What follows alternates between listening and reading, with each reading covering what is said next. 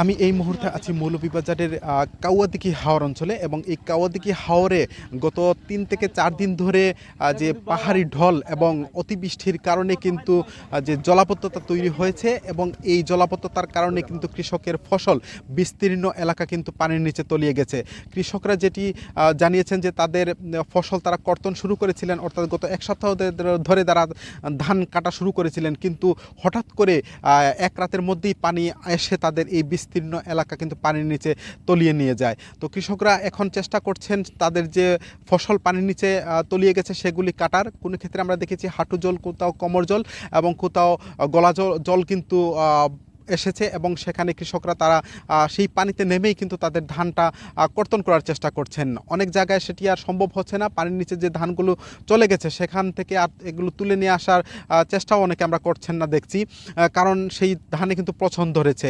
মৌলভীবাজারের এই মুহূর্তে কাওয়াদিঘির চিত্র হচ্ছে এটি এবং হাকালুকি হাইল হাওর, এই হাওরগুলোতেও কিন্তু একই অবস্থা বিরাজ করছে।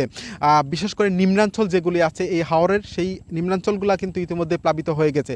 বৈরী আবহাওয়া মৌলভীবাজারে রয়েছে এবং উজানের ঢল অব্যাহত রয়েছে। তো কৃষকরা আশঙ্কা করছেন যে এই অবস্থা যদি বিরাজ করে তাহলে যে মৌলভীবাজারের যে হাওর অঞ্চল যে উপরিভাগ যেগুলো আছে সেগুলো কিন্তু তলিয়ে যাওয়ার সম্ভাবনা রয়েছে। তো কৃষকরা বলছেন যে এই মুহূর্তে কাওয়াদিঘি হাওরের যে সেচ প্রকল্প যেটি আছে, অর্থাৎ কাশিমপুর পাম্প হাউস, সেই পাম্প হাউসগুলি যদি দিনে রাতে সচল রাখা যায় এবং সেগুলি যদি পানি নিষ্কাশন করে তাহলে অন্তত এই কাওয়াদিঘি হাওর পাড়ের কৃষকদের তাদের যে ফসল, কষ্টার্জিত ফসলটি তারা কিছুটা হলে রক্ষা করতে পারবেন। এখানে আমরা অনেক কৃষকের সাথে কথা বলেছিলাম, কৃষকরা অনেকেই জানিয়েছেন যে তাদের যে ফসল তারা ২০ থেকে ৩০% ধান কর্তন করতে পেরেছিলেন, কিন্তু বাকি ধানগুলো তাদের এই পানির নিচেই কিন্তু তলিয়ে আছে।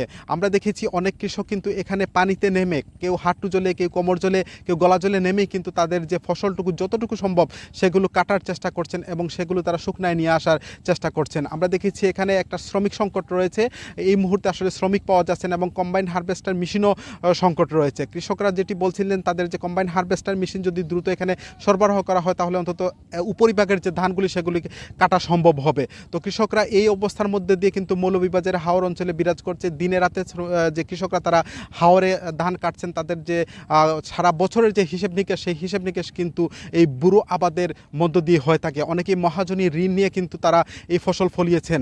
কৃষকরা হতাশার মধ্যে রয়েছেন, এই মহাজনী ঋণ তারা কিভাবে শোধ করবেন এই আকস্মিক বন্যায় তাদের ফসল ক্ষতি হওয়ার ফলে। এই ছিল আসলে মৌলভীবাজার থেকে আমার কাছে বন্যার সর্বশেষ তথ্য।